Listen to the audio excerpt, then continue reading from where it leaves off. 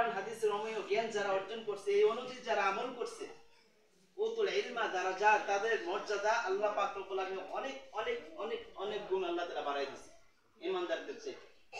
এজন্য বলা হয়েছে যে একটা তলেবে ইলম, ইলমে দ্বীন অন্বেষণ করা অবস্থায় যদি কোনো তলেবে ইলম, চাই সে নর থাক অথবা নারী থাক, সে যদি মৃত্যুবরণ যদি করে, আল্লাহ রাসূল বলেছেন লা ফারকা বাইনাহু ওয়া বাইনান নাবিয়িনা ইল্লা দারজাতুন ওয়াহিদা,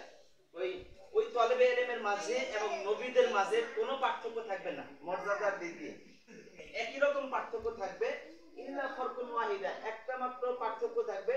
সেটা হলো যে নবীদেরকে আল্লাহ পাক রব্বুল আলামিন নবুয়তের সার্টিফিকেট দান করছেন, আর এই তলবে ইলমকে আল্লাহ তাআলা নবুয়তের সার্টিফিকেট দান করে নাই। কিন্তু নবুয়তের ইলম অর্জন করবার জন্য সে আল্লাহর রাস্তায়, আল্লাহর দ্বীনের ঘরের মসজিদের মসজিদ মাদ্রাসায় গিয়ে সে ইলম অর্জন করবার জন্য নিজের জান প্রাণ সময়গুলোকে সে ব্যয় করছিল, এই অবস্থায় মৃত্যুবরণ করছে। এজন্য বলেছে নবীদের পরে আল্লাহ পাক রব্বুল আলামিন তলেবে ইলমদের মর্যাদা রাখছেন। আমরা তলেবে ইলমদেরকে, মাদ্রাসার ছাত্রছাত্রীদেরকে আমরা মূল্যায়ন করতে জানি না, কিন্তু আমাদের এটা মানে ধর্মীয় শিক্ষা কম থাকবার কারণে আমরা মাদ্রাসার ছাত্রছাত্রীদেরকে আমরা মূল্যায়ন করি না। অথচ এদের সম্মান আল্লাহ পাক রব্বুল আলামিন এত বেশি দিয়েছেন যে আসমানের উপরে আসমানের নিচে, জমিনের উপরে জমিনের নিচে যত ফেরেশতা আছে, আল্লাহ পাক রব্বুল আলামিন যখন একটা দ্বীনে ইলমের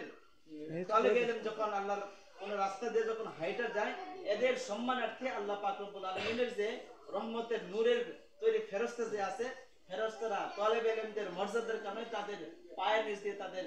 নূরের পাখা দিছে, নূরের পাখা